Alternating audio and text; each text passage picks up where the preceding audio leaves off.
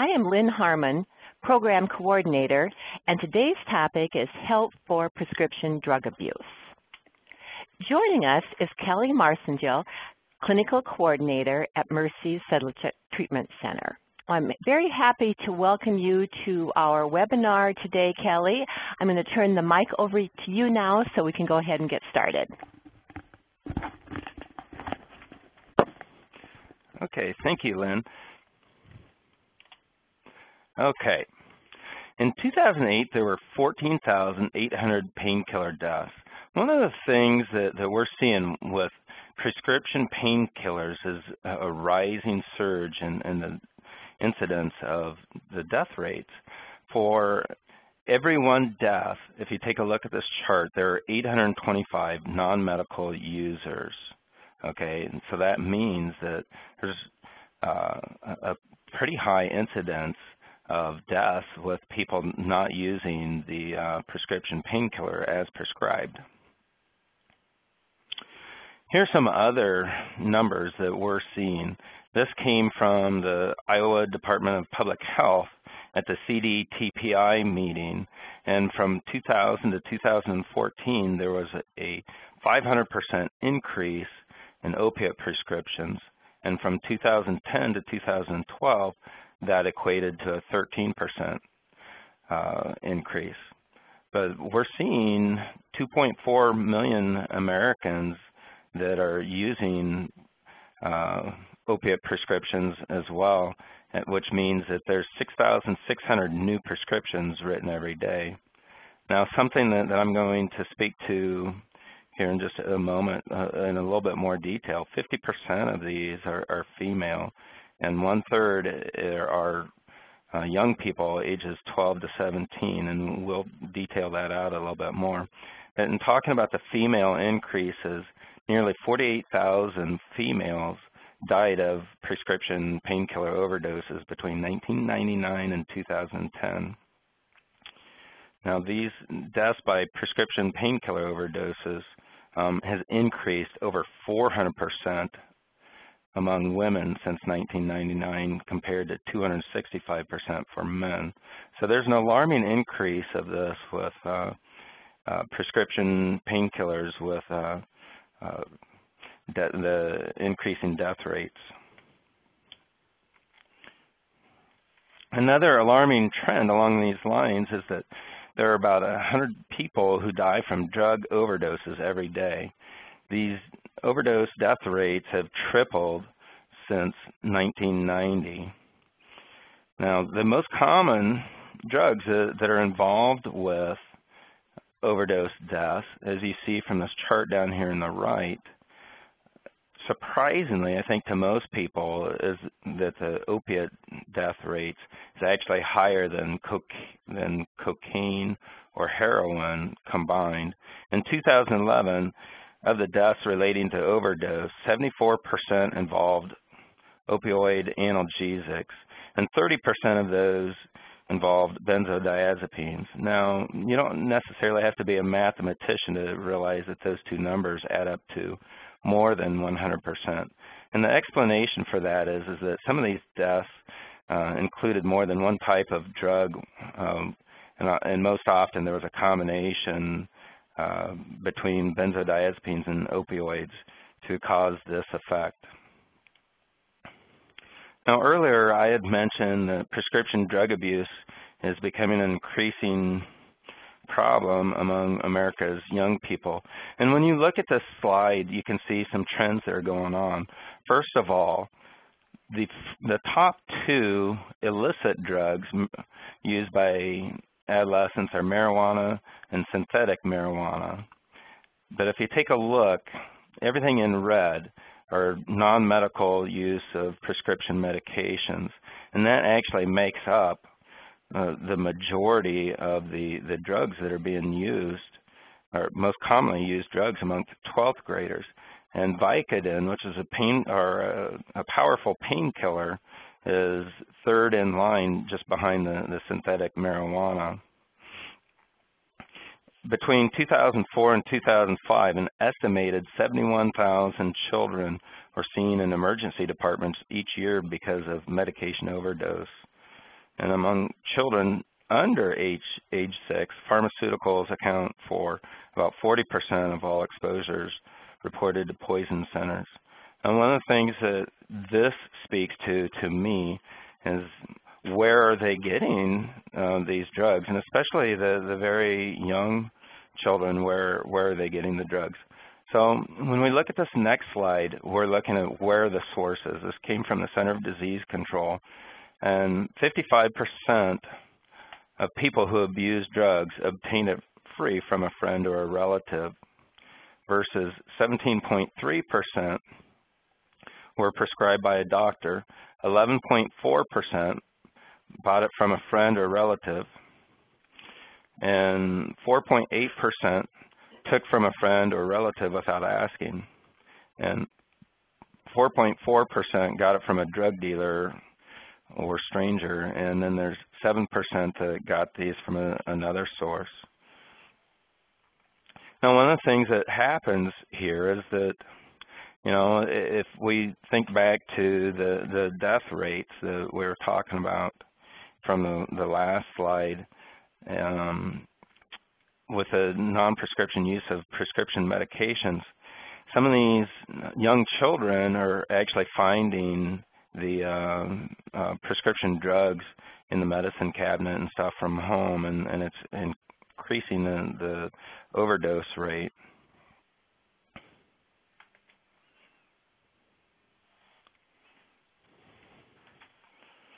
This next slide talks a little bit about some of the types of drugs that are commonly abused prescriptions.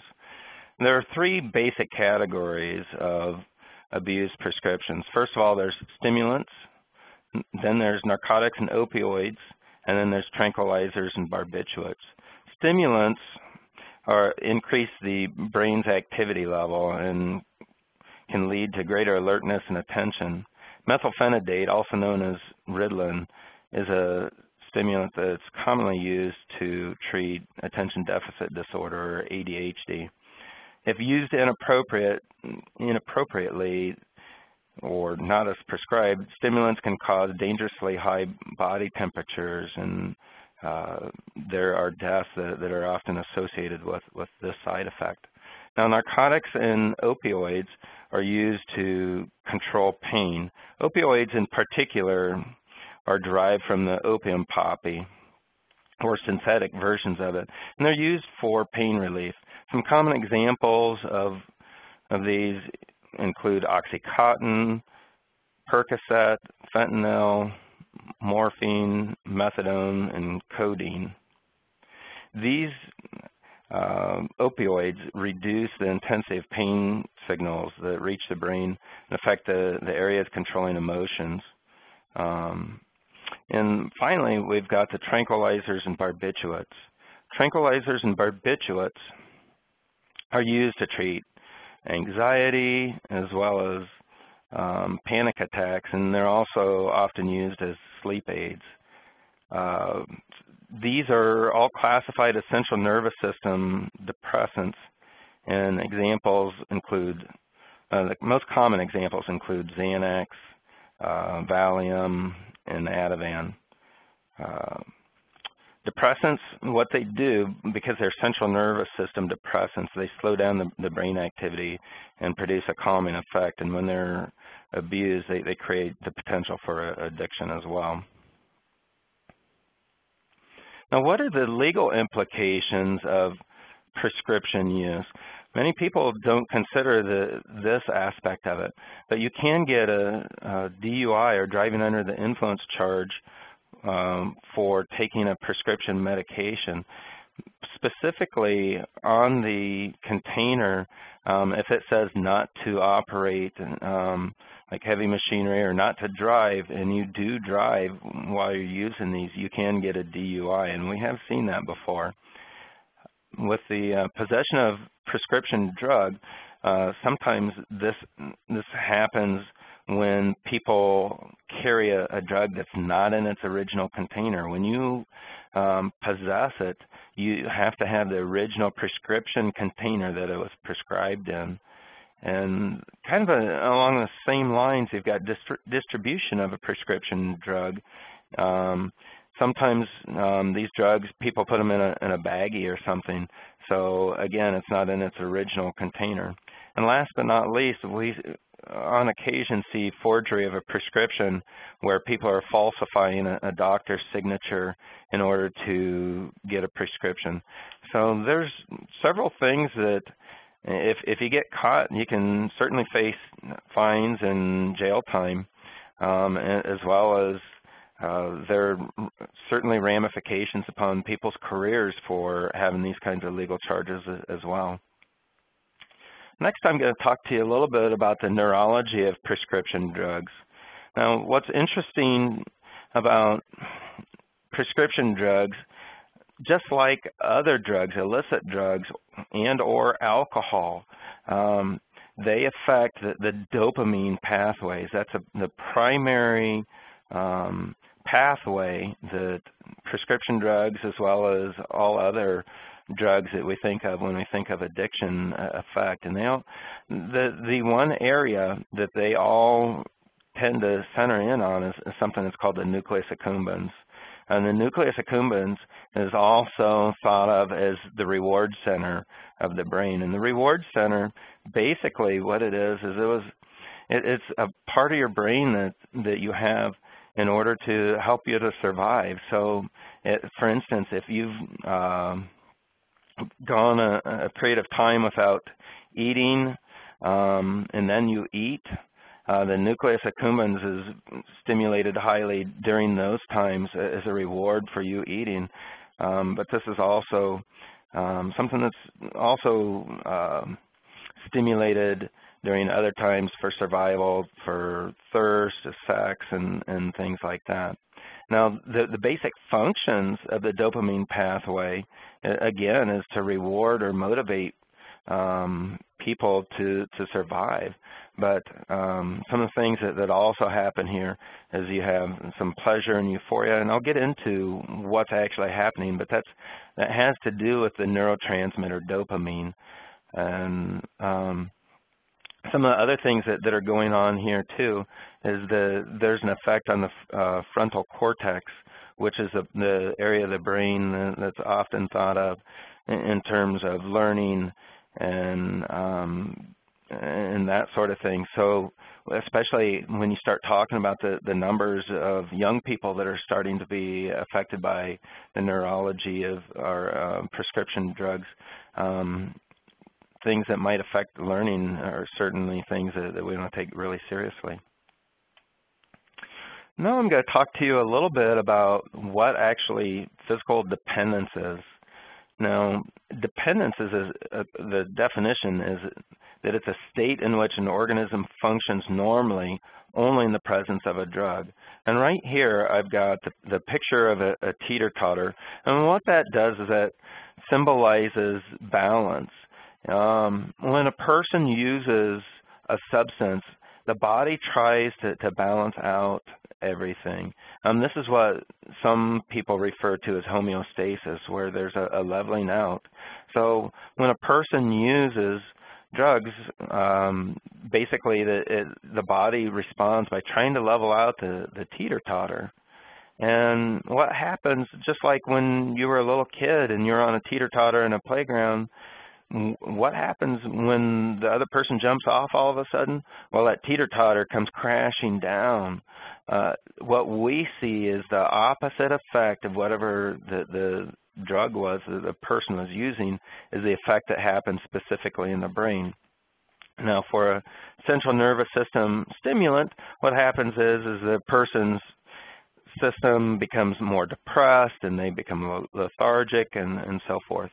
But on the other hand, with a couple of these prescriptions, which have a tendency to be central nervous system depressants, such as the opioids and barbiturates that I was talking about earlier, when you have that drug and it's all of a sudden no longer in the system, you really have the brain being overstimulated. And what can happen here is basically you can have seizures, you can have hallucinations, and most severely you can have delirium tremens. But heart attacks and strokes are also some of the side effects as the body is responding to it.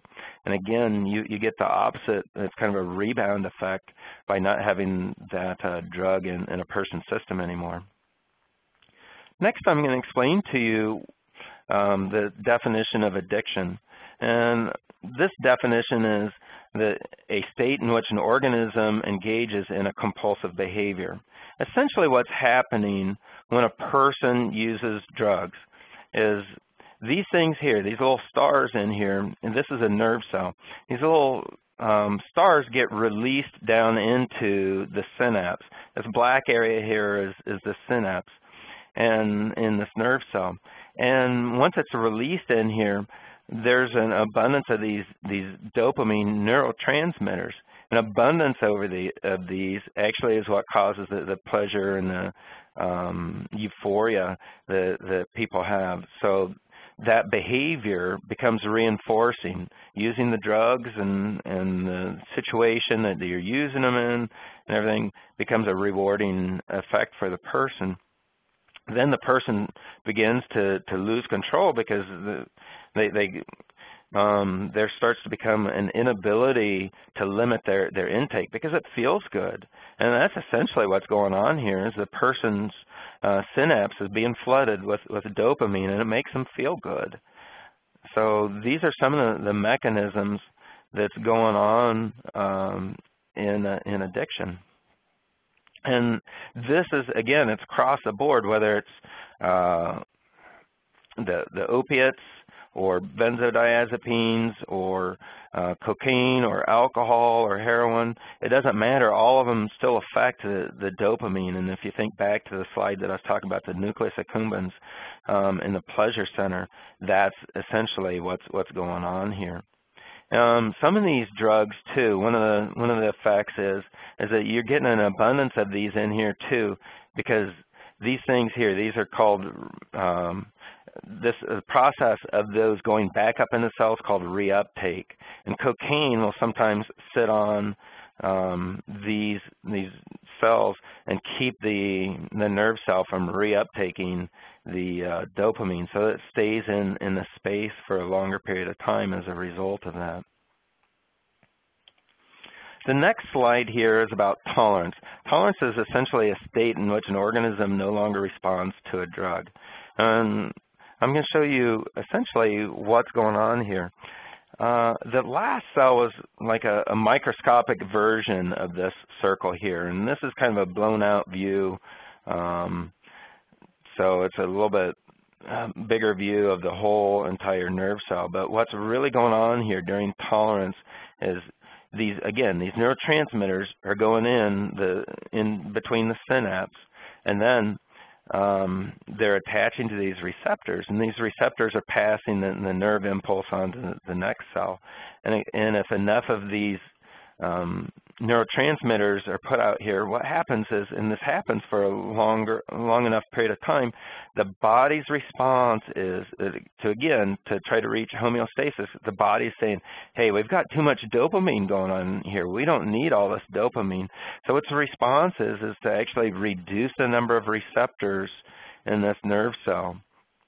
So what happens during tolerance is there are a reduced number of receptors, and it actually takes more alcohol, more of a prescription drug, a benzodiazepine or Xanax or something like that, to actually get the person having the same sense of euphoria that they had before, because there's less receptors. So it actually takes more to have the same effect. Another way of saying tolerance in terms of a clinical model that we use is that the same amount can also have less of an effect. So if let's say that a person, it took them 2 or 3 pills in order to have a sense of euphoria, and now it takes them 4 or 5 pills to have that sense of euphoria, that's tolerance. But if 2 or 3 also don't have any effect, that's tolerance as well. So I just kind of wanted to explain that. Now, what are some of the consequences of people's prescription use? Well, addiction by nature is a compulsive drug use in which there are harmful consequences. Now, it's characterized by an inability to stop using a drug, and there's a failure to meet work, social, or family obligations. And the places that we see it most often, especially with prescriptions, is in the family obligations. There becomes strained relationships at home, an air of distrust because somebody's not being honest with the other person about how many pills they're using, how long they've been using them, how much pain they're actually in, if they're using painkillers, and those sorts of things. So it really creates an unhealthy family dynamic that creates havoc in the home, and that's where we see it the most often, is family members are coming to us or encouraging their spouse or son or daughter or such to come into treatment because there's problems at home. Now, because addiction has consequences, one of the things that we look at here is, first of all, with our approach to treatment, is how do we maintain balance? Ideally, we want a balanced person, and our holistic approach uses something that's called the whole person concept, and we use social, physical, emotional, responsible, mental, and spiritual domains of this, and ideally we want those to be balanced. And just like a tire that's balanced as you're driving down the highway, you're better able to respond to emergencies and crisis situations. Now, with chemical dependency creates a state of imbalance. And if you think of that same tire going, or car going down the highway, if the tire's imbalanced and it's rainy or a deer runs out in front of you or something like that, you're much more apt to getting into an accident because of that. And likewise, in people's lives, when a crisis emerges, they're much less likely or able to be able to respond to that in a healthy way. And in fact, you usually see them turning to drugs or alcohol. With chemical dependency, if you look at this, the area that's the biggest area is the mental area. And the reason that the mental area is so big is that people who are using become preoccupied with their use. And with prescription drugs, they're thinking about what are they going to do if their prescription runs out early? How are they going to get more pills? How are they going to get another prescription filled? How are they going to keep their husband from finding out or wife from finding out? How do they keep from getting into trouble at work, if they're taking time off from work or they're late or those sorts of things. So this mental part becomes very preoccupied, and people think about mostly about when they're going to use next, and they look forward and are obsessed with that throughout the daytime. Now last here, I've got some resources for drug abuse. And the first one is the Substance Abuse and Mental Health Services Administration. And it's a government website that can give you more information on substance abuse. What I found to be probably the most beneficial website that they have is this findtreatment.samhsa.gov. And you can also Google treatment facility locator.